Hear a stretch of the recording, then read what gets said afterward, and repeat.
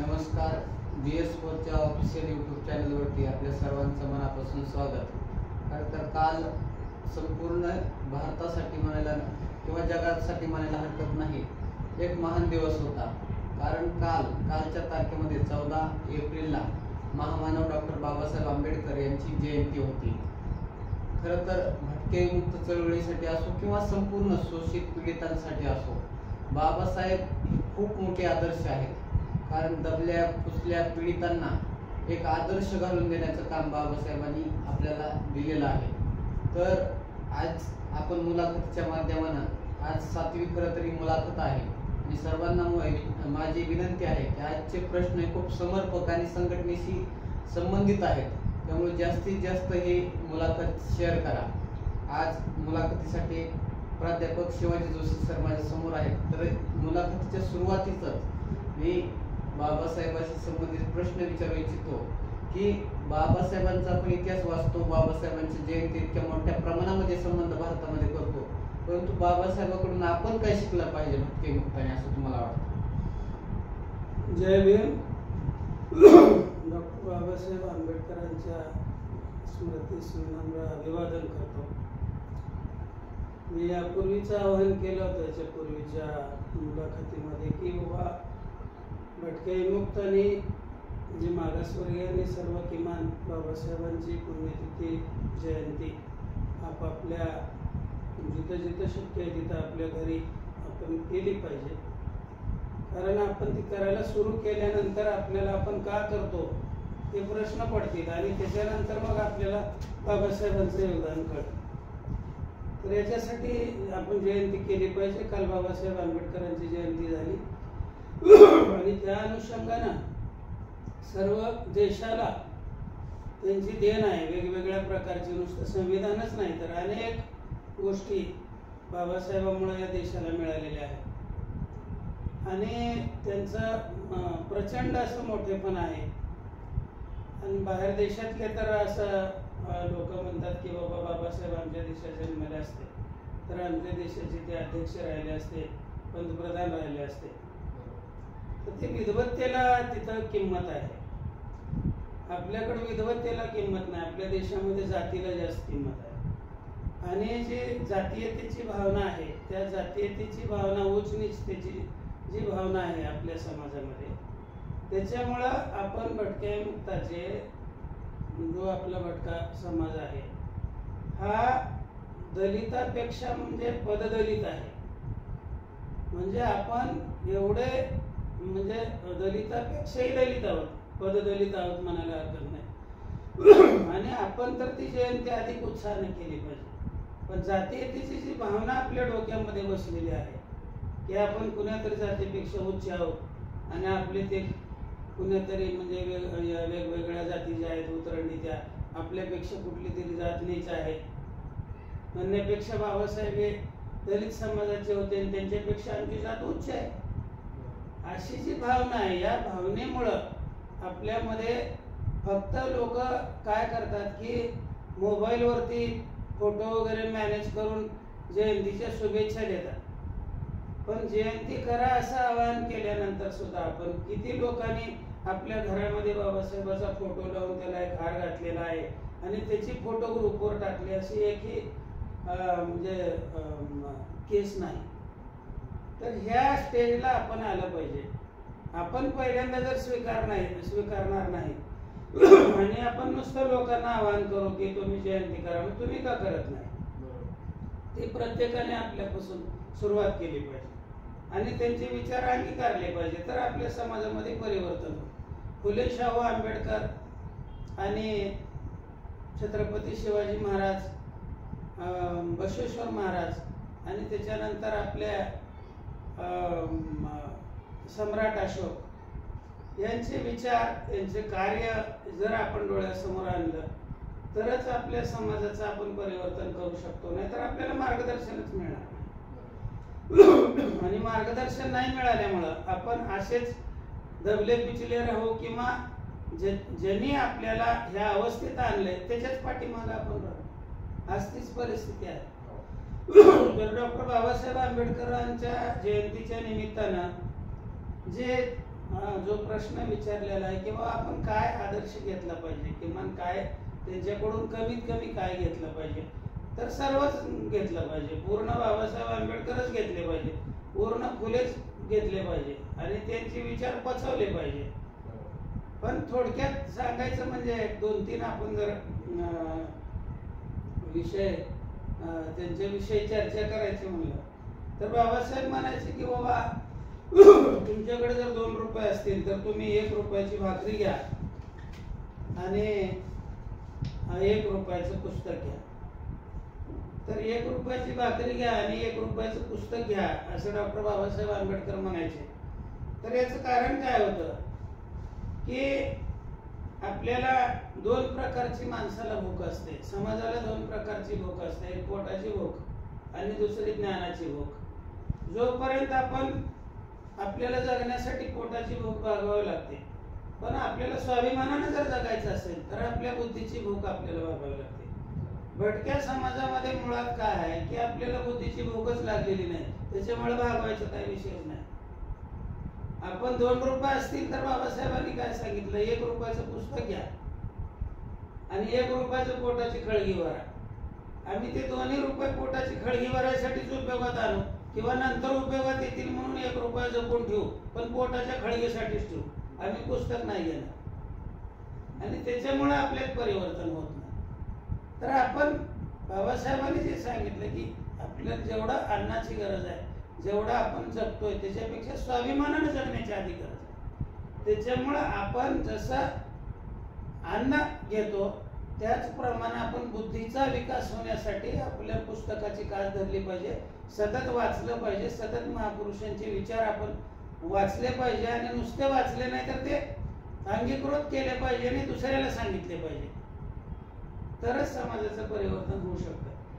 दुसरा विचार बाबासाहेबांचा असा होता की एक तरुण शिकलेला मुलगा होता आणि तो बाबासाहेबांकडे गेला.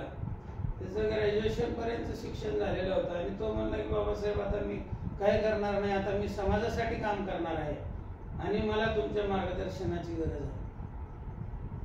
त्यावेळेला बाबासाहेबांनी त्यांना सांगितलं, बाबा तू शिकलास ना, तू काय कमवतो का, तू अगोदर कमव. तुझ्या घरामध्ये किती माणसं आहेत, तुम्ही किती कुटुंबात तुमचे किती माणसं आहेत. तर तो म्हणला मी आहे, आई वडील आहेत.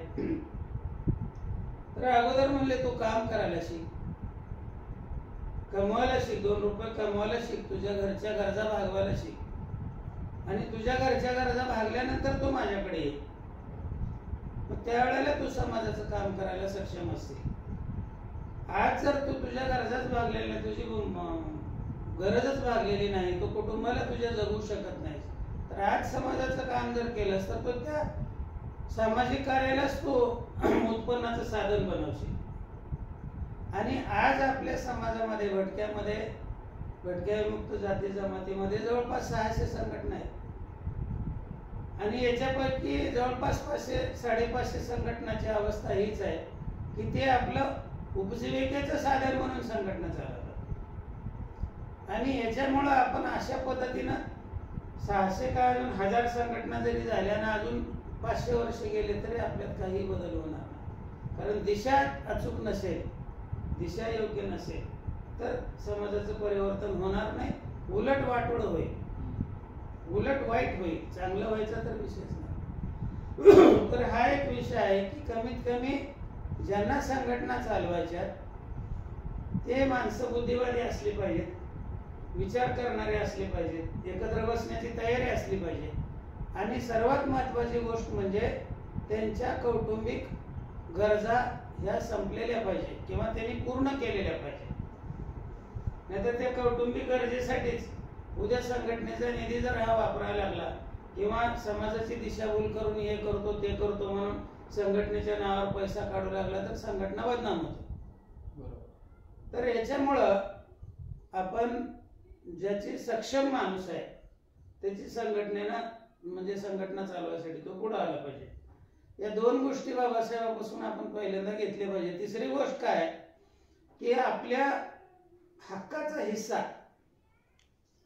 देशाच्या संपत्तीमध्ये, देशाच्या उत्पन्नामध्ये प्रत्येक माणसाचा अधिकार असतो आणि हे अभिप्रेत आहे की देशाची जी संपत्ती आहे ती देशाची संपत्ती ह्या पूर्ण देशाच्या जनतेसाठी ती वापरावी, म्हणजे प्रत्येक माणसाला त्याचा उपयोग व्हावा, हा लोकशाहीमध्ये हेतू असतो. तर हे करत असताना आपला हिस्सा कसा घ्यायचा हे बाबासाहेबांकडून शिकलं पाहिजे. भारत पारतंत्र्यामध्ये होता. 1942 ला दुसरं महायुद्ध जवळपास संपलेलं होतं आणि इंग्लंडचे जे पंतप्रधान होते ते प्रचंड अडचणीत होते. म्हणजे किंवा भारताला काहीतरी आता म्हणजे आपण खुशीमध्ये ठेवलं पाहिजे, नाहीतर आपण एवढ्या अडचणीत आलेला आहे. आणि अशा अडचणीमध्ये जर भारतामध्ये मोठं आंदोलन झालं तर आपण त्याला थोपू शकणार नाही. त्याच्यामुळे इथल्या वेगवेगळ्या गटांना खुश करण्यासाठी त्यावेळेला 1944 मध्ये या भारतामध्ये सर लिनलिथ गो म्हणून व्हाईसरॉय होते, लॉर्ड लिनलिथ गो. तर त्यांनी मुस्लिम युनिव्हर्सिटीला म्हणजे मुस्लिम समाजाला खुश करण्यासाठी भारतामधल्या मुस्लिम युनिव्हर्सिटीला, अलीगड मुस्लिम युनिव्हर्सिटी त्यावेळेला होती, त्या मुस्लिम युनिव्हर्सिटीला 3 लाख रुपये त्यांनी देऊ केले आणि हिंदू गटाला खुश करण्यासाठी म्हणून किंवा एक देणगी म्हणून बनारस विश्व हिंदू विद्यापीठाला त्यांनी 3 लाख रुपये दिले.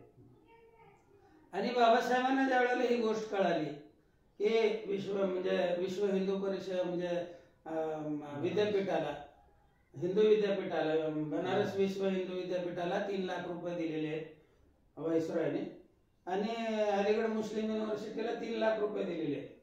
त्यावेळेला मग ते बाबासाहेबांनी भेट घेतली सर लिनलिथ गोची आणि त्यांनी सांगितलं की म्हणले माझ्या समाजाचा हिस्सा कुठं आहे? 3 लाख रुपये तुम्ही मुस्लिम युनिव्हर्सिटीला दिले, 3 लाख हिंदू युनिव्हर्सिटीला दिले आणि मग माझ्या समाजाचा हिस्सा कुठं आहे? म्हणजे माझ्या अस्पृश्य समाजाला काय दिलं तुम्ही? तर त्यावेळेला त्यांनी सांगितलं की बाबासाहेब म्हणले तुमची तर युनिव्हर्सिटीच नाही ना, तुमची जर युनिव्हर्सिटी असती तर मी 3 लाख रुपये तुम्हाला दिले असते, पण तुमची युनिव्हर्सिटीच नाही. तर बाबासाहेब म्हणले माझी युनिव्हर्सिटी आहे ना, माझ्या समाजाच्या, अस्पृश्य समाजाच्या काही मुलांना आपण बाहेर देशामध्ये शिक्षणासाठी पाठवू, त्या शिक्षणासाठी तुम्ही माझ्या मुलासाठी 3 लाख रुपये खर्च करा आणि तेच माझं विद्यापीठ म्हणून उद्या भारतात येते. तर त्यावेळेला ते लिनलिथ गोने मान्य केलं व्हाईसरॉयने. ते म्हणले बरोबर आहे बाबासाहेब, तुम्हालाही म्हणजे याचा हिस्सा मिळाला पाहिजे आणि अस्पृश्य समाजाला सुद्धा काहीतरी दिलं पाहिजे, म्हणून मी 3 लाख रुपये तुम्हाला सुद्धा देऊ करतो, तुम्ही करा म्हणले निवड मुलांची.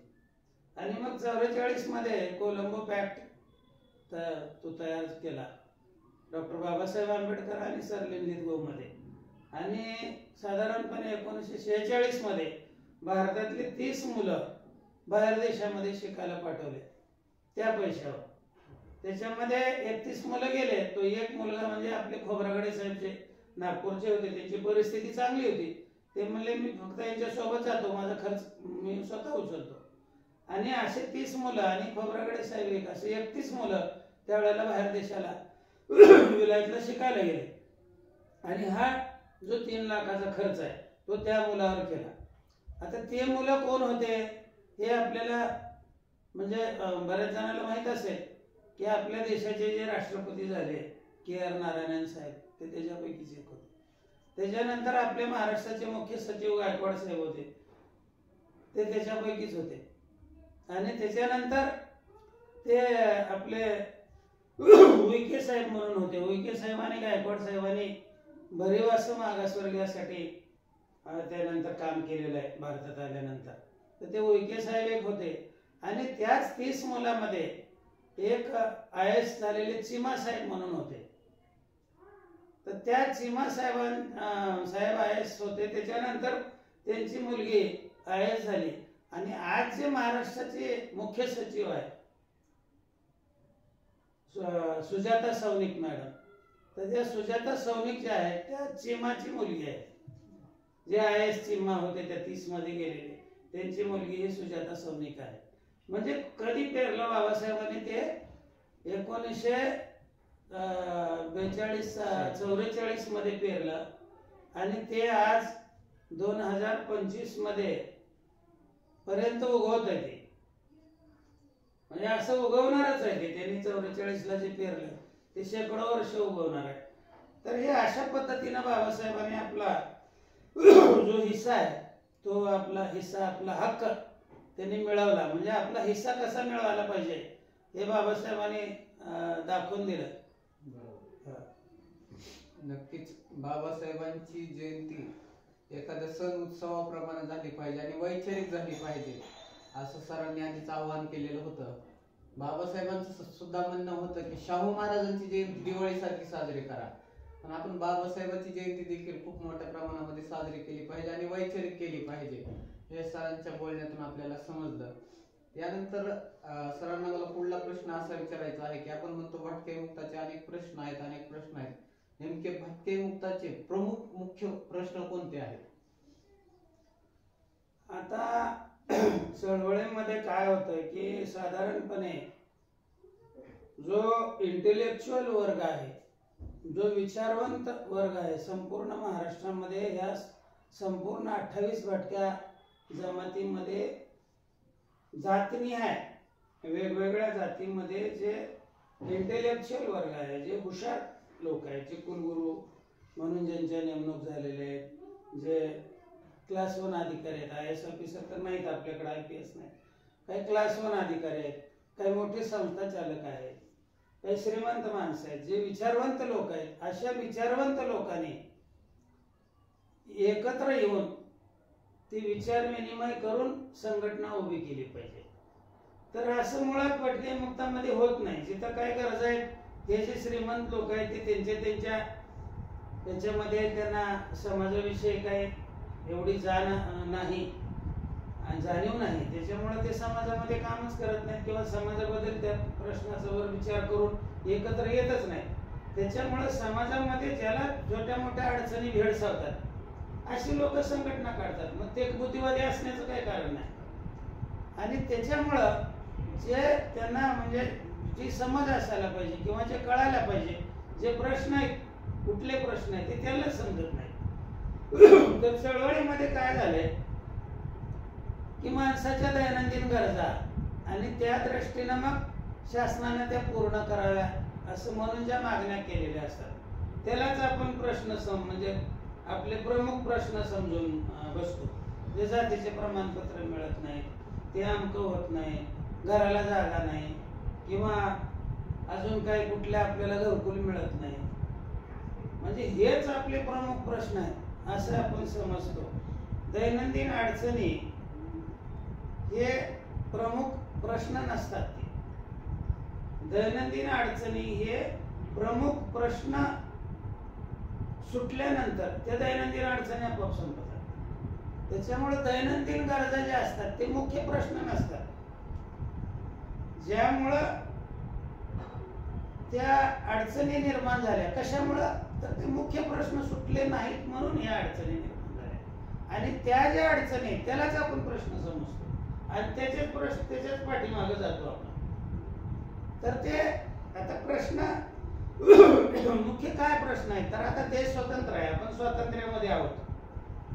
ज्यावेळेस आपण स्वातंत्र्यात नव्हतो त्यावेळेला आपले प्रश्न वेगळे होते. तर आज भारत स्वतंत्र झालेला आहे. त्याच्यामुळे आज भारताच्या स्वातंत्र्योत्तर काळामध्ये आपले प्रश्न काय आहेत तर आपले दोनच प्रश्न आहेत. एक म्हणजे आपल्याला मूलभूत मानवाधिकार पाहिजे, हा पहिला प्रश्न आहे. मूलभूत मानवाधिकार आपले पाहिजे, हा पहिला प्रश्न आहे. आणि दुसरा प्रश्न आहे की आपल्याला आत्मसन्मान पाहिजे. हे दोन प्रमुख प्रश्न आहेत आपले. पहिला जो प्रश्न आहे मूलभूत मानवाधिकार आहे, तो प्रश्न जर आपल्याला सुटला, तो प्रश्न म्हणजे आपल्या सगळे जे राजकीय अधिकार आहेत ते त्याच्यातून आपल्याला मिळते. मूलभूत मानवाधिकार जर आपल्याला मिळाला तर आपल्या मूलभूत गरजा पूर्ण होतील. म्हणजे स्वातंत्र्यानं प्रत्येक माणसाला अन्न, वस्त्र, निवारा, शिक्षण आणि आरोग्य ह्या ज्या मूलभूत गरजाची हमी दिलेली आहे स्वातंत्र्यानं, आपल्याला संविधानानं हमी दिलेली आहे प्रत्येक माणसाला. आणि हेच प्रश्न आपले सुटलेले नाही. त्याच्यामुळं हा मूलभूत मानवाधिकार जो आहे तो राजकीय अधिकाराच्या संदर्भात आहे. म्हणजे आपल्याला काय आहे की आपले भारत स्वतंत्र आहे, पण आपले प्रतिनिधी लोकप्रतिनिधी नाहीत त्याच्यामध्ये. तुमचे जर प्रतिनिधी नाही, आता ग्रामपंचायत आहे पण त्या ग्रामपंचायतमध्ये तुमचा प्रतिनिधीच नाही, त्या ग्रामपंचायतमध्ये तुमचे प्रश्न मांडले जातील का किंवा त्याच्यावर विचार केला जाईल का?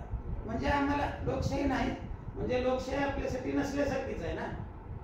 तर मूलभूत मानवाधिकारामध्ये तुमचं काय होतं की तुम्हाला लोकप्रतिनिधी तुमचे संसदेमध्ये आणि महाराष्ट्राच्या विधिमंडळामध्ये आणि प्रत्येक स्थानिक स्वराज्य संस्थेमध्ये विविध मंडळामध्ये तुमच्या जातीचे प्रतिनिधी जायला पाहिजे.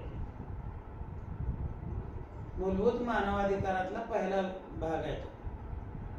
त्याच्यानंतर जे तुम्हाला रिझर्वेशन वगैरे दिलेले आहे त्या रिझर्वेशन प्रमाणे तुम्हाला संधी मिळाली पाहिजे, प्रमोशनची संधी मिळाली पाहिजे. हा मूलभूत मानवाधिकारच आहे. आणि तिसरी गोष्ट म्हणजे ह्या देशाचं जे काही एकूण बजेट आहे त्या बजेटमध्ये तुमच्या लोकसंख्येच्या प्रमाणात तुमच्यावर तो खर्च व्हायला पाहिजे, तरच तुमची प्रगती होईल ना. या देशाची जे उत्पन्न आहे दरवर्षी जमणार, त्या उत्पन्नातला जर खडको तुमच्यावर खर्चच केला जाणार नसेल तर तुमची प्रगती कशी होईल? तुमचा एवढा मोठा समाज असून साधारणपणे आपला महाराष्ट्रामध्ये एवढा भटका 28 जाती आहे आणि एवढा मोठा समाज 30 ते 50 लाख समाज आहे.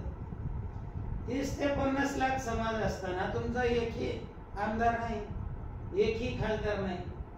त्याच्यामुळे विधिमंडळामध्ये जे प्रश्न तुमचे आहेत तो मांडायलाच माणूस नाही ना, त्याच्यामुळे प्रश्न कसे सुटणार आहे? तर हा मूलभूत मानवाधिकार हा आपला 1 नंबरचा प्रश्न आहे. हे आपल्या संघटनेचा BS4चा भटक्या मुक्ताचा हे सगळे समाजाचा 1 नंबरचा प्रश्न आहे आपले मूलभूत मानवाधिकार मिळणे. आणि दुसरा जो प्रश्न आहे आत्मसन्मान मिळणे, हा सामाजिक अधिकार आहे. तुम्ही कलेक्टर जरी झालात आणि ग्रामीण भागामध्ये गेलात आणि तुम्हाला लोक काय म्हणतील, अरे ते जोशाचं पोरगं बघा, ते कलेक्टर झाले आधी जोशाचं, आधी आमके जोशाचं हो, ते भीक मागत नव्हतं का तिचं. म्हणजे हा आत्मसन्मान आहे, हा सन्मान आहे ग्रामीण भागामध्ये केला. पण ग्रामीण भागात असं म्हणणार नाही की हो आपले आमके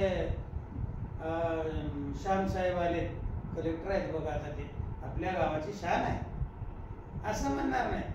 ते जोशाचं पोरगं हो, ती बाप भीक मागित नव्हता का, ती पोपट तिकडे कोपऱ्याला ते त्याचं ती पोरगं आले. म्हणजे आत्मसन्मान ही सामाजिक बाब आहे. तर हे 2 आपले मूलभूत प्रश्न आहेत. म्हणजे 2च प्रश्न आहेत हे, या 2 प्रश्नाखाली सर्वच प्रश्न आहेत, मूलभूत मानवाधिकार आणि आत्मसन्मान. कारण मुख्य प्रश्न सोडवले तर दुसरे प्रश्नच निर्माण होणार नाही असं सरांनी सुरुवातीला सांगितलेलं आहे. मग हे प्रश्न जर आपल्याला सोडवायचे असतील तर मग कोणत्या स्वरूपाची संघटना असावी जी प्रश्न सोडवू शकते? सक्षम संघटना. आता संघटना काही लोक गरजेपुरत्या 2-3 माणसं जायचं आणि संघटना लगेच तयार व्हायची, अशा पद्धतीच्या संघटना तयार होणे प्रश्न सुटणार नाही. किंवा मला कुठेतरी राजकारण करायचं म्हणून मी संघटना स्थापन करायची, 4 समाजाची माणसं माझ्या पाठीमागे घेऊन कुठं फिरलो म्हणजे ती संघटना नाही. तर जी संघटना पाहिजे आपल्याला, किंवा आपण BS4च्या धर्तीवर उभं केलेलं आहे, तर या कुठलीही संघटना जी आहे त्या संघटनेला 2 गोष्टी लागतात. पहिली गोष्ट म्हणजे विचारधारा. आपल्यामध्ये समाजामध्ये संघटनेमध्ये वेगवेगळा असा खूप मोठा गैरसमज आहे की लोकांचं कुठेतरी जाऊन बारीक काम केलं, त्यानं उपाशी राहिलं, त्याला भात दिला की त्यानं हाक मारलं की आपल्या सोबत येत आहे, त्याचं जातीचं प्रमाणपत्र काढून दिलं की मग ते आपल्या संघ येत आहे, म्हणजे समाज लगे गोळा होतो. किंवा कोणाचं घरकुलाचा प्रश्न, आम्ही आयुष्यभर लाखावर लोकांचे प्रश्न सोडवले, पण आज हाक मारली तर ती माणसं कोणीही येत नाही. त्याची गरज संपली, प्रश्न मिटला, त्याचा हेतू तिथपर्यंतच असतो तुमच्याकडे यायचा, तुमच्या जातीचं प्रमाणपत्र मिळालं नाही. जोपर्यंत इश्यू होत नाही, त्याच्या हातात पडत नाही, तोपर्यंत तो 100 चक्रा तुमच्याकडे मारेल, बोलवलेल्या बैठकीला येईल, अजून कुठं चल म्हणलं की येईल. पण ज्या दिवशी ते प्रमाणपत्र तुम्हाला त्याला मिळेल त्या दिवशी ते मला मिळालं म्हणून सुद्धा सांगायला येणार नाही. गरज संपते तिथं, कारण हेतूच राहत नाही ना. त्याच्यामुळं तुमच्या संघटनेमध्ये कुठली तरी एक विचारधारा लागते. आता फुले शाहू आंबेडकर, छत्रपती शिवाजी महाराज, फुले शाहू आंबेडकर, ही विचारधारा आपण BS4 साठी हे केलेली आहे. किंवा जे वंचित पीडित आहेत, ज्यांना स्वाभिमानानं जगायचं आहे, त्यांच्यासाठी ही एकच विचारधारा आहे ना, फुले शाहू आंबेडकरांची विचारधारा. तर या विचारधारेवर आपण समाज एकत्र आणला पाहिजे. कुणाचं काम करून, कुणाला आमिष दाखवून, कुणाला खायला देऊन, जेवायच्या पार्ट्या ठेवून माणसं एकत्र आलेले जास्त काळ माणसं एकत्र राहू शकत नाही. कुठल्या तरी ध्येय असं ठरवलं पाहिजे. आमचं ध्येय दिल्ली गाठण्याचं आहे, मग दिल्लीपर्यंत लोक तुमच्या सोबत येत राहतील. पण ज्या वेळेला दिल्लीला जातील त्यावेळेला त्यांना समजेल की आता कुठं जायचं. त्यांना आपण ध्येय काय ठरवलं होतं, दिल्लीला जायचं, तिथपर्यंतच येतील.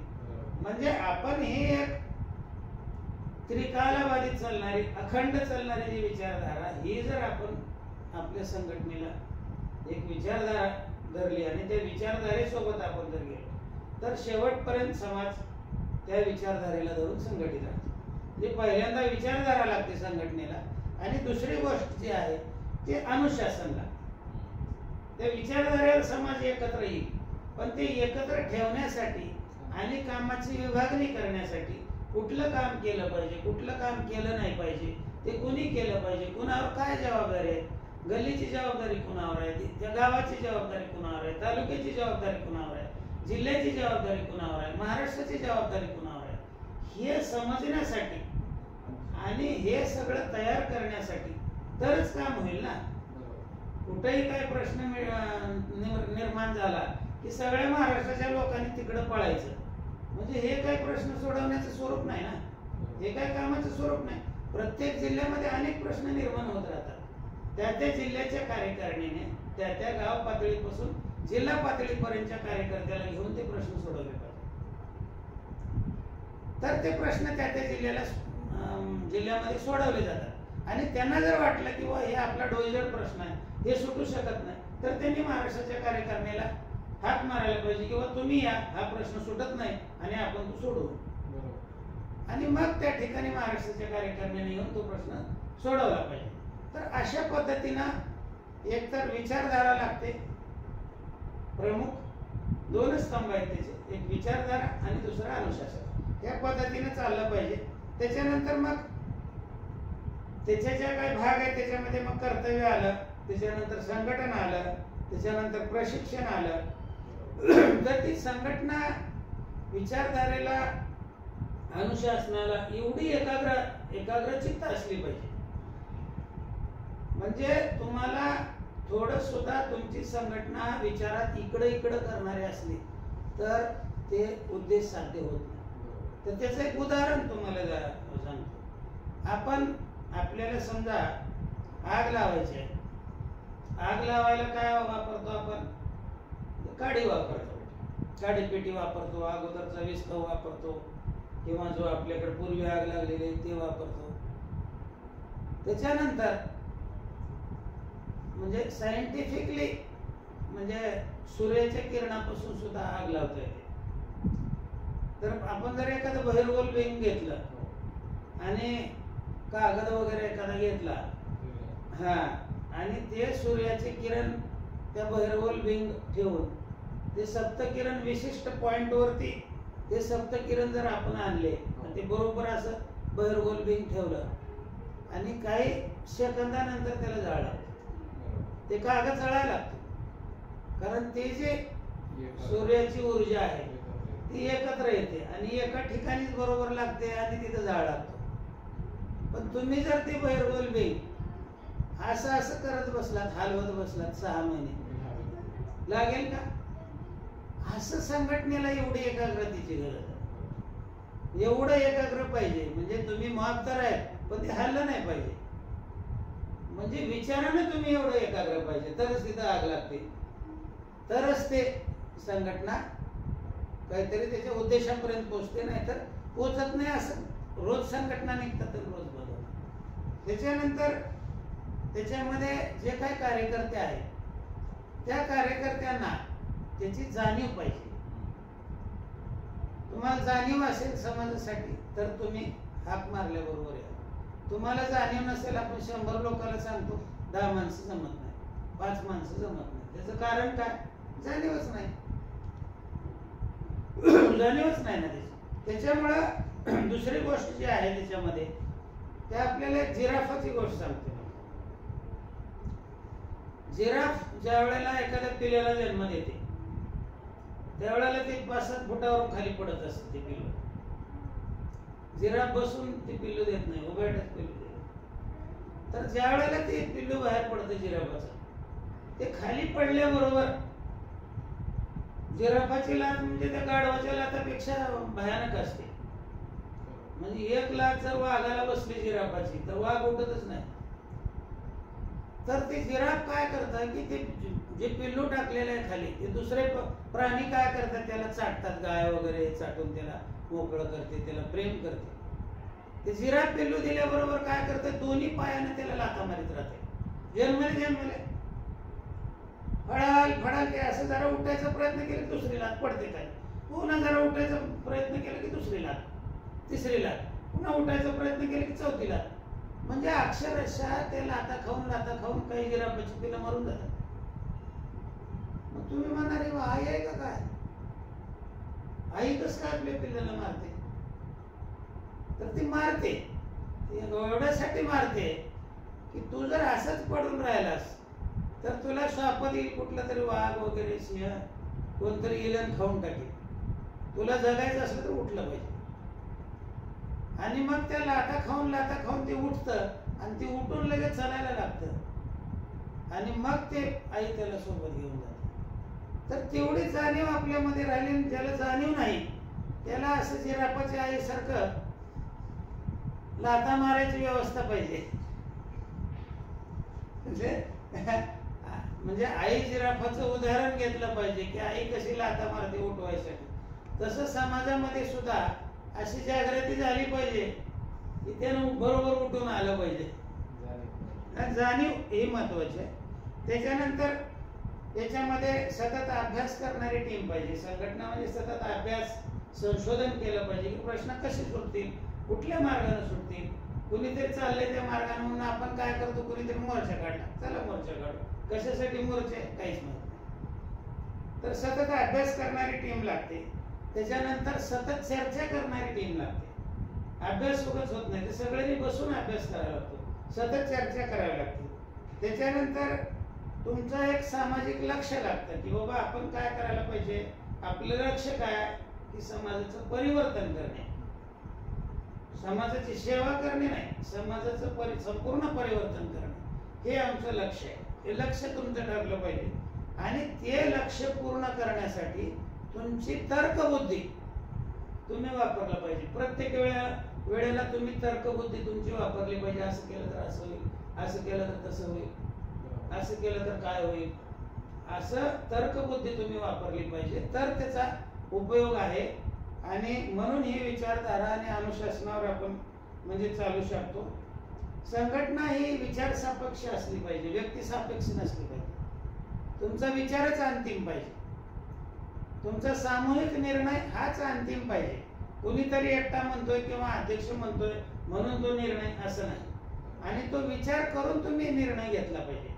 अध्यक्ष म्हणताय चला त्याच्या मागे पळत, अशा पद्धतीचा उपयोग नाही. तर सर्वांनी मिळून विचार करून म्हणजे विचार सापेक्ष संघटना असली पाहिजे. आणि विचारधारेनं समाज बदलतो ह्याच्यावर सगळ्याचा विश्वास पाहिजे.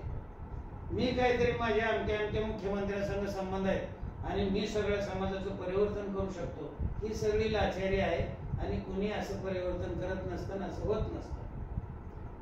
तरी विचारधारेनं समाज बदलतो ह्याच्यावर आपला विश्वास पाहिजे. त्याच्यानंतर समाजाचं तुम्हाला परिवर्तन करायचं असेल तर तुम्हाला संघर्ष अनिवार्य आहे. तुम्हाला संघर्ष करावाच लागतो. नुसती चर्चा करून नुसतं बसून प्रश्न सुटत नाहीत. आणि ते प्रश्न सोडण्यासाठी तुम्हाला कधी कधी संघर्ष सुद्धा करावा लागतो. वेळ प्रसंगी ती तयारी ठेवली पाहिजे. त्याच्यानंतर जे काही कार्यकर्ते असतात त्याला ज्ञान, अज्ञान काय याच्यातला फरक कळायला पाहिजे.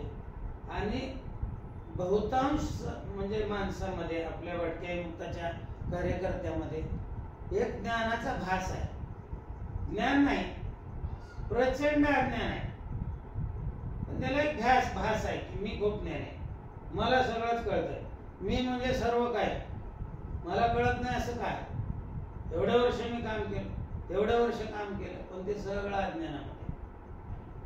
म्हणजे जो ज्याला ज्ञान नाही, कसं असतं की ज्ञान मिळवता येतं माणसाला, पण त्यानं ठरवावं लागतं की बाबा माझ्याकडे ज्ञान नाही आणि मला शामभाऊकडे जाऊन ज्ञान मिळवायचं, तर तो ज्ञान मिळवू शकतो. पण त्याला जर वाटलं मी खूप ज्ञान आहे, शामभाऊपेक्षा खूप ज्ञान आहे, आणि मग कसं काय ज्ञान मिळवणार. म्हणजे आपल्या समाजामध्ये शिकलेल्या लोकांचं सुद्धा एकदम उच्च पदस्थ लोकांचं आणि जे आयुष्यभर नोकरी करून रिटायर झालेल्या लोकांमध्ये सुद्धा एकच न्यूनगंड, एकच अहंकार, एकच प्रॉब्लेम असा आहे की त्यांना ज्ञानाचा भास आहे. आणि म्हणून ते काय करतात, ते ज्ञानाचा भास काय करत असतो, ज्ञान नाही पण ज्ञानाचा भास आहे, तो गर्व तयार करतो, तो अहंकार तयार करतो, माझ्यापेक्षा कोणीच मोठा नाही. आणि मग तो एकत्र येण्याची इच्छा होत नाही त्याची, माझ्याकडेच कोणीतरी यावं आणि मला खूप मान सन्मान द्यावा. आता अशा सगळ्या मूर्खांनी मिळून जर असं म्हणलं, कोण कोणाकडे जाईल. तर हे संघटनेमध्ये फार महत्वाचं आहे. असं समजलं पाहिजे की मला जे ज्ञान आहे ते समुद्राचे गुंज आहे आणि माझं जे अज्ञान आहे ते संपूर्ण समुद्र आहे, असं प्रत्येक माणसानं समजायला पाहिजे. ना अशीच परिस्थिती आहे, खरी परिस्थिती. ही खरी परिस्थिती समजून घेतली पाहिजे. त्याच्यानंतर ज्यावेळेस आपण एकत्र येतो समाजासाठी काम करायचं, त्यावेळेला तुम्ही निस्वार्थपणे कर्तव्य करायला तयार असलं पाहिजे. आणि निस्वार्थपणे तुम्ही जर कर्तव्य करायला तयार असाल तरच संघटनेचं काम, समाजाचं परिवर्तन होऊ शकतं. तुम्हाला जर कुठला स्वार्थ असेल तर अजिबात काम होणार नाही. किंवा दुसरे कराले त्याला तुमच्या स्वार्थामुळे तुम्ही डिस्टर्ब करणार. तुमच्यातला स्वार्थ जो आहे तो दुसऱ्यालाही काम करू देणार नाही, कारण तुम्ही तुमचा स्वार्थ पूर्ण करण्यासाठी तुम्ही प्रयत्न करणार आणि दिशा एक राहणार नाही. तर त्याच्यामुळं कर्तव्य बुद्धी पाहिजे, निस्वार्थ काम करण्याची तयारी पाहिजे. आणि दुसरी गोष्ट म्हणजे काय की समाजकार्य म्हणजे ही जी चळवळ आहे, बाबासाहेबांनी शेवटी सांगितलं होतं की मी एवढ्या कष्टाने, म्हणजे स्वतःचे लेकरं वारले, स्वतःचे लेकरं मेले, बाबासाहेब मातीला येऊ शकले नाही, स्वतःचे लेकरं मेले त्याला कफन मिळू शकलं नाही, म्हणजे कुटुंबाची उपासमार झाली बाबासाहेबांच्या. आपण नुसतं एवढा महान माणूस म्हणतो आज, पण त्यांच्या कुटुंबाची काय वाताहत झाली. अक्षरशः रमा मातेनं, बाबासाहेबांनी त्यांना पत्रानं कळवलं होतं की रमाई इथं मला म्हणजे एक वेळा मी जेवण शिकतोय. तर त्यावेळेला त्याने रमाईनं गावातलं शेण गोळा करायचं. लोकांनी म्हणून एवढा मोठा नवरा बाहेर देशाला शिकायला गेला, शेण गोळा करायचं म्हणून ते अंधार पडल्यावर किंवा पाठच गोळा करायचं शेण, त्याच्या गवऱ्या लावायच्या आणि त्या गवऱ्या विकायच्या आणि बाबासाहेबाला पैसे पाठवायचे. म्हणजे त्या कुटुंबाचा, त्या मातेचा तर किती मोठा त्याग आहे, जे बाबासाहेबाला निर्माण करण्यासाठी शेण लावून त्याचे 5 पैसे 2 पैसे गोळा करून ते पाठवले त्या मातोश्री. आणि म्हणून रमाईचं श्रेय आहे. तर हे बाबासाहेबांनी सांगितलं होतं किंवा एवढं कष्टाने मी इथपर्यंत आणलाय हा गाडा चळवळीचा. आणि तुम्ही ह्या सगळ्या गुणांना एकत्र येऊन संघटना करायला, समाजाचं परिवर्तन करायला, म्हणजे हा गाडा तुम्हाला पुढे ओढून घेऊन जायचा आहे. मी जिथपर्यंत ओढत आणलेला आहे 108 वर्ष, याच्या पुढे तुम्हाला वाढायचं आहे. तर तुम्ही काय करा, कमीत कमी पुढे वळता आलं तर पुढेच वळा. कमीत कमी तुम्हाला माझी विनंती आहे की मागे तरी ओढू नका, मग बसा. तर हे ह्याच्यामध्ये खूप महत्वाचं आहे. आपल्याला जर सार्वजनिक कामामध्ये समाजाचं परिवर्तन करायची इच्छा नाही आपल्यामध्ये स्वार्थ निर्माण होतो. तर कमीत कमी जे करणार आहे त्याला बाबा माझा पाठिंबा आहे म्हणून पाठीमागं राहा. तुम्ही बिलकुल ती चळवळ पाठीमागं ओढण्याचा प्रयत्न करू नका. हा गुण प्रत्येक कार्यकर्त्यामध्ये असला पाहिजे, तरच ही चळवळ पुढे जाणार आहे. आणि सर्वात महत्वाचं म्हणजे आपण ही चळवळ चालवत असताना प्रत्येक वेळी अल्प जनाचं बहुजन होण्याचा प्रयत्न केला पाहिजे. आज 28 कम्युनिटी जाती आहेत आपल्यामध्ये, त्याच्यात 150 पोट जाती. आपण प्रत्येक जातीला कसं जोडता येईल, आपण बहुजन कसं, हे जाऊ दे तिला गदळ जात आहे, आमचं त्यांचं जमत नाही, हे आमचं वैद्याचं जमत नाही, हे आमचं जोशाचं जमत नाही. हे अशा पद्धतीने जर विचार केला तर सर्व समाज एकत्र येणार नाही. तर हा सर्व समाज एकत्र आणायचा प्रयत्न आपण केला पाहिजे. म्हणजे सगळे समाज जर एकत्र तुमचा आला तरच तुम्ही अल्पजनाचे बहुजन होणार आहे. तुम्ही एका जातीचे अजून 500 वर्ष जरी संघटना चालवल्या, एकही प्रश्न तुमच्या समाजाचा सुद्धा सुटणार नाही. कारण जोपर्यंत तुम्ही अल्पजनाचे बहुजन होत नाही आणि मताचा टक्का निर्माण करत नाही आणि दबाव तयार करत नाही आणि त्यावेळेला आमदाराला, खासदाराला आणि सरकारला म्हणत नाही की आमचे एवढे मत आहे, आम्ही तुम्हाला पाडू शकतो, तुमचा एक माणूस इथला पाडू शकतो, ती ताकद तुमच्या मध्ये आली तरच तुमचा प्रश्न उद्या सोडवण्यासाठी शासन पुढे येणार आहे. लाचारीनं उग निवेदन घेऊन रोज कुत्र्यासारखं कुण्या बी मंत्र्या पुढे जर पळालो तुम्ही तर अजिबात कुठलाही प्रश्न सुटणार नाही. अजून 200-300 वर्ष सुटणार नाही. उलट अधोगतीला जाईल समाज. आज पालात आहे, उद्या घरातला समाज सुद्धा पालाच आहे. कारण कुठं मुलाला नोकरी आहेत का पुढच्या? पूर्वी 10वी-12वी पर्यंत शिकलं तर नोकरी लागायच्या. आज ग्रॅज्युएट शिकून MPSC 10 वर्ष लोक पोरं करायला लागले, बायका मिळणार त्यांना. काय करणार आहेत ती पोरं उद्या? आज एवढं शिकून म्हणजे 25-30 वर्ष शिकून पोरं बेकार आहेत. पालक नाही जाणार, कुठे जाणार आहेत? बिल्डिंग बांधणार आहेत का? त्या बांधलेल्या बापाने जी बिल्डिंग बांधली त्याचं मेंटेनन्स करायला तर ह्याची तयारी पाहिजे. हा ती इकून खाणार आणि पालामध्ये राहणार. शेवटी पोटाची गरज मोठी आहे ना. तर हे याच्यामध्ये महत्वाचं आहे. आणि बहुमताचा निर्णय हा अंतिम असावा, हे फार महत्वाचं आहे. संघटना ही निर्माण करून कोणीतरी 4 लोकांनी काही होणार नाही. तर त्या संघटनेमध्ये आपलं जे BS4ची निर्मिती केलेली आहे आपण, त्याच्यामध्ये आपलं ध्येय आहे की महाराष्ट्रातले 5000 सभासद झाले. आणि हे 5000 सभासद नुसते झाले नाही पाहिजे, तर ते 5000 सभासद प्रशिक्षित झाले पाहिजे की संघटना कशासाठी करायची आहे, का आपण संघटना करायला आणि कशा पद्धतीने समाजाचं परिवर्तन या संघटनेच्या माध्यमातून होणार आहे. हे जर लोकांना त्यांना कळालं तर उपयोग आहे. नुसते सभासद करून पैसे गोळा करून करायचं काय त्याची सभासद फीस. आणि शेवटचं म्हणजे प्रशिक्षण झाल्यानंतर प्रत्येक जिल्हा कार्यकारिणी गठीत करणे आणि त्या जिल्हा कार्यकारिणीनं कामाला लागलं म्हणजे परिवर्तनाची प्रक्रिया सुरू झाली. तर हे अशा पद्धतीनं हे संघटनेचं स्वरूप असावं. आपण सुरुवातीला बघितलं की भक्तांच्या मागण्या, प्रमुख मागण्या काय आहेत, त्याच्यानंतर प्रश्न काय आहेत, त्यानंतर बघितलं की संघटन कसं असावं. आता पुढचा प्रश्न असा आहे की हे सगळं करण्यासाठी नेमका कार्यकर्ता कसा असावा. म्हणजे आताच्या प्रश्नामध्येच आता बरंच उत्तर, मागची संघटना कशी असावी याच्यामध्येच जवळपास त्याचं उत्तर आलेलं आहे. कारण कार्यकर्ता निस्वार्थ असल्याशिवाय संघटनाच तयार होत नाही मुळामध्ये. तर त्याच्यामुळे कार्यकर्ता जर निस्वार्थ असेल तर मी जे आता अभिप्रेत केलेली संघटना आहे ती करेक्ट संघटना तयार होते. म्हणजे ह्याच्यामध्ये कार्यकर्ता जो आहे तर तो म्हणजे जे प्रश्न तयार होतात ते सगळे कार्यकर्त्यामुळेच तयार होतात. संघटना ज्या संपतात त्या कार्यकर्त्यामुळे संपतात. तर हे जो कार्यकर्ता आहे तो निस्वार्थ असला पाहिजे. पोटासाठी समाजकार्य करणारा कार्यकर्ता नसला पाहिजे किंवा राजकारणाची समाजाची शिडी करून राजकारण करणारा कार्यकर्ता असला नाही पाहिजे. त्याच्यानंतर जी भावना आहे आपली, तर ती भावना कशी असली पाहिजे कार्यकर्त्याची, तर रिकामं मरण पत्करायची भावना असली पाहिजे की मी मरणार. प्रत्येक माणूस जन्माला आलेला मरणार आहे आणि मी मरणार आहे. प्रत्येक माणूस मरणार आहे.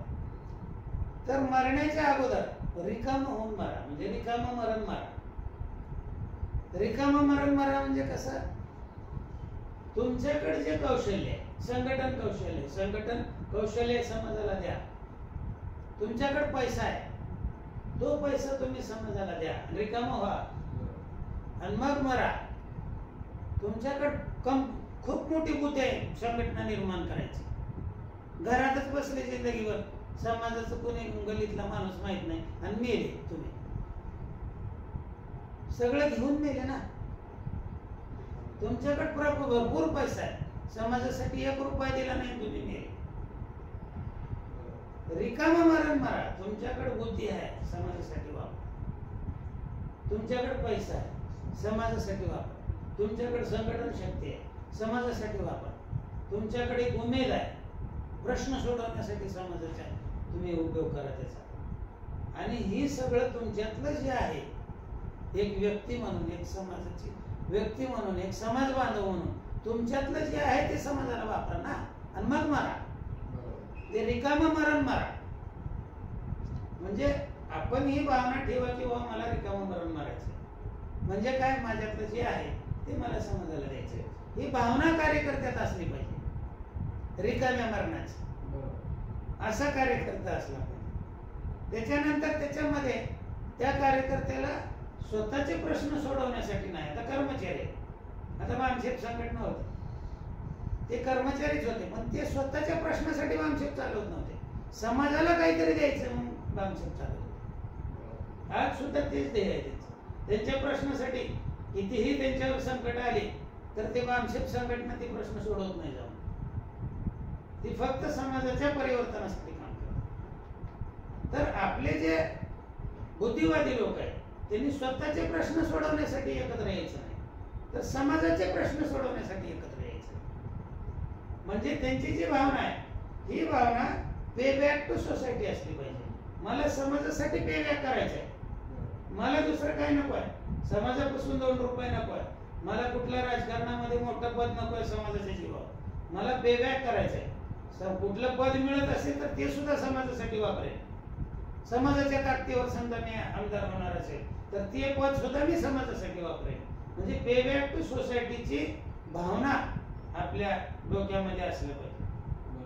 हा, त्याच्यानंतर कमीत कमी मला हे काम जर पुढे नेता येत नसेल तर त्याला मागं तरी ओढलं नाही पाहिजे. म्हणजे असा कार्यकर्ता हे करायलेत ना, करू द्या. आपला स्वभाव असा आहे, म्हणजे आपल्या घाण सवय, कमीत कमी आपल्या घाण सवय द्यायला नको समाजाला, एवढं तरी त्याला समजलं पाहिजे. आणि कार्यकर्ता हा फुटीर विचाराचा असला नाही पाहिजे. बैठक बसल्यावर काहीच बोलायचं नाही, आणि बैठक उठली की प्रत्येकाला जाऊन पिना मारीत बसायचं.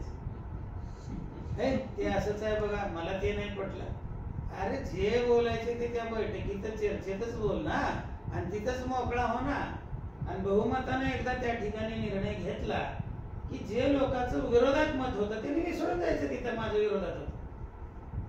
हे सगळे म्हणतात ना मेजॉरिटी कॅरीज लॉ, हे सर्वजण म्हणतात ना, ते खरं असलं पाहिजे. म्हणजे मी माझं पण मागे घेतो म्हणून सोडून देतो. काय होतंय की निर्णय जरी घेतला तर काही लोक पुन्हा घरी गेले की एकमेकाला फोन हॅलो, आणि ते चुकीचं झालं बघा. ते म्हणजे ही फुटीर प्रवृत्ती जी असते ती प्रवृत्ती फुटीर कार्यकर्त्यामध्ये नसली पाहिजे. त्याच्या विचारात फुटीरता जर असेल तर तो बरोबर संघटना फोडणार. आणि आतापर्यंत अशाची एकाच्या 100 झाल्या आणि 100च्या 600 झाले, त्या असेच झाले. प्रत्येकाच्या डोक्यामध्ये पहिल्यांदा फुटीर कल्पना आहे ना. आता आम्ही मागच्या 3 वर्ष झालं BS4 निर्माण करण्यासाठी फिरतोय. आम्ही फिरून जे कार्यकर्ते, जे चांगले कार्यकर्ते, ज्याचं काम चांगलं आहे, ती माणसं म्हणून आम्ही एकत्र गोळा केली. त्याच्यातले 3 वेगळ्या संघटना तयार केल्या, BS4च्या नावासारखंच काहीतरी इकडचं तिकडचं वापर. कुणी त्याचं हे घेऊन त्याच्या जातीच्या संघटना म्हणलं असं का नाही म्हणले, त्याच्याशिवाय होतच नाही. आणि भटक्या मुक्ताचं म्हणलं की भटक्याचं म्हणलं की लोक येतच नाही, आपल्या जातीचं म्हणलं की लोक एकत्र येतात. आता अशी प्रवृत्ती असेल तर पुढचं 1000 वर्ष एकत्र येणार नाहीत ना. तर हे सगळ्यात महत्वाचं आहे. याच्यामध्ये एक गोष्ट आहे छोटीशी. तर ह्याच्यामध्ये एका जंगलामध्ये खूप मोठा असा डुकराचा थवा होता आणि असे काही म्हणजे सुरुवातीपासून ते एकत्र राहायचे आणि असे 2-4 डुकर होते की ते उभं वाघाला फाडणार असे डुकर होते. म्हणजे वाघ दिसला रे दिसला ते वाघ त्यांच्याकडे येणार नाही, हेच वाघाच्या मागे लागणार त्याला फाडणार, अशी ख्याती होती त्या डुकराच्या समूहाची. आणि एक गुहा होती, त्या गुफेमध्ये ते राहत होते आणि त्या गुफेच्या कमीत कमी 5-10 किलोमीटर आजूबाजूला वाघ सिंह तिथे जात नव्हते, कारण त्याला माहित होतं तिथून जवळून गेले की फाडतात हे डुकर. म्हणजे एवढी ताकद होती त्याची बाहेर. मग एक हुशार असा वाघ होता, एक सिंह. त्यानं म्हणला बायला हे आपल्याला आपलं जे म्हणजे अन्न हे खायचं म्हणले आपण डुकराला, आणि हे साले आपल्यालाच फाडायला लागले, ह्याच्यात काहीतरी केलं पाहिजे. मग त्याच्यामध्ये म्हणले आता काय करायचं. तर त्याने कोल्याला गाठलं सिंहानं आणि त्यानं सांगितलं की बाबा हे डुकरात फार एक आहे म्हणले, त्याच्यातलं एखादा फोटो फोडा. काय त्याला म्हणा की काय सगळं ते मुख्य जे डुकर आहे दादा तुमचा, त्याच्याच नेतृत्वाखाली किती दिवस चालणार, तुम्ही म्हणा मला बी नेतृत्व द्या. काय अशी फुलंगी एखादी फोनगी घाला म्हणले त्याच्या कानामध्ये. काय मग त्याने लगेच ते कोलोबाने डुकराचा थवा वाघ बेग काय जवळ यायचा कार्यक्रम नव्हता, कारण वाघ सिंह चित्ता किंवा हे दिसले बिबट्या वगैरे की हे डुकरच पळत जाऊन त्याला उभं फाडायचं, त्याच्या ह्यांची हिंमत नव्हती जवळ यायची. मग त्यानं कोलोबा आपल्या बाजूने चलत चलत चलत चलत चलत एका जे डुकर चलत होते आणि त्या डुकराच्या एका दुसऱ्या तिसऱ्या फळीतल्या एका डुकराला भेटला तो आणि त्याला सांगितलं अरे म्हणले कुठपर्यंत दादाच नेतृत्व, हा तुम्ही नेता हो ना म्हणले, काय किती वर्ष त्याच्याच मागे राहणार आहोत. काय मग झालं की त्या डुकराला हे झालं की ते बरोबर त्याला कळलं की मला आपल्याला नेतृत्वाखाली चाललं पाहिजे. एवढे दिवस म्हाताऱ्याच्या नेतृत्वाखाली कुठपर्यंत, पण त्याच्या मागे अनुभव होता ना, अनुभव होता, संघटन होतं आणि त्यांना अभ्यास होता त्याचा. आणि मग यानं काय केलं लगेच संध्याकाळी डुकर त्या गुहेत गेले की त्यानं म्हणलं दादा आता माझ्या नेतृत्वाखाली तुम्ही चाललं पाहिजे, मी चालल्यावर माझ्या पाठीमागे सगळ्यांनी चाललं पाहिजे. मग त्याने मारहाण केली, म्हणले मूर्ख आहेस म्हणले तो, ह्यानं होत असते का, एवढं वाढले असते का म्हणले शेकडो डुकराची संख्या, असं जर आपण केलं असतं तर संघटित राहिलं पाहिजे. त्याला काही पटलं नाही, नाही म्हणलं मी तुमच्यासोबत राहणारच नाही, माझा थवा वेगळा. मग त्याचा थवा वेगळा झाला की मग ते दुसऱ्याच्या डोक्यात घुसलं ते. त्यानं आज गेलं गेलं की दुसरा एक आधार घेतला दुसरीकडे जाऊन तो राहायला लागला. आणि मग ह्याच्यातले पण 10-12 गट पडले आणि ह्या 10-12 गटामध्ये मग ते धापा डुकरं वेगवेगळे एक वेगळ्या ठिकाणी राहू लागले. आणि ते सगळं कोलोबानं सगळं हेरलं की हे वेगवेगळे राहिले.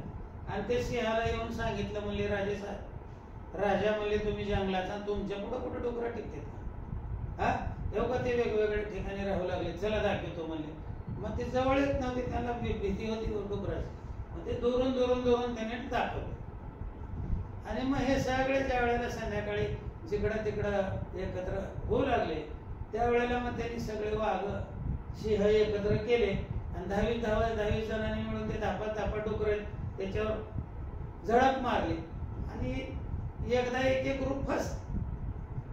अशा पद्धतीने सगळे डुकर या वाघाने साफ करून टाकले. म्हणजे एकीचं बळ संघटनेचं बळ काय असते आणि फुटीरता निर्माण झाल्यावर काय होतंय, सगळा समाज संपून जातो. तर हे याच्यामध्ये सांगायचं होतं.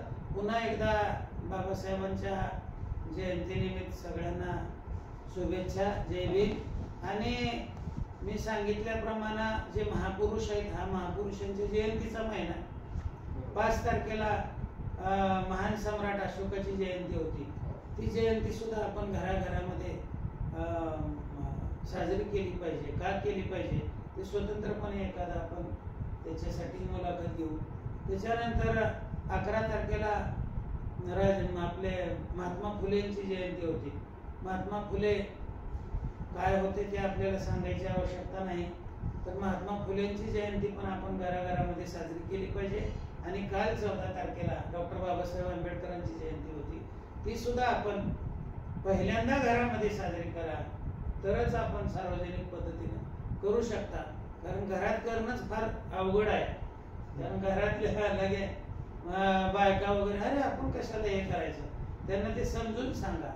कारण आपण आपल्यापासून सुरुवात केल्यापासून ते होणार नाही. तर आपण ही जी मुलाखत आहे ते आपण सर्वांनी ऐका. ही मुलाखत सबस्क्राईब करा. कुणीही सबस्क्राईब करत नाही, फक्त 114 लोकांनी सबस्क्राईब केलेले आहे. आणि मी 700 लोकांना ते पाठवतोय ही मुलाखत. आणि साधारणपणे ग्रुपवर 1,500 लोकांना आपण पाठवतोय. आणि बघणारे माणसं फक्त 300-350 आहेत. कमीत कमी काय विचार आहेत तुम्हाला, स्वीकारायचे नाही स्वीकारायचे नंतरचा विषय आहे. तुम्हाला काही प्रश्न निर्माण झाले तर मला तुम्ही विचारू शकता, पण त्याला बघायचंच नाही अशी जर तुमची भूमिका असेल तर मग ते आत्महत्या केल्यासारखं आहे. म्हणजे समाजाचं संघटनच उभं राहणार नाही. तर आपल्या सर्वांना विनंती आहे, आपण हे उभं करा. म्हणजे वाचा, ऐका आणि या चळवळीमध्ये BS याच्यामध्ये भाग घ्या. पुन्हा एकदा सर्वांना जय हिंद.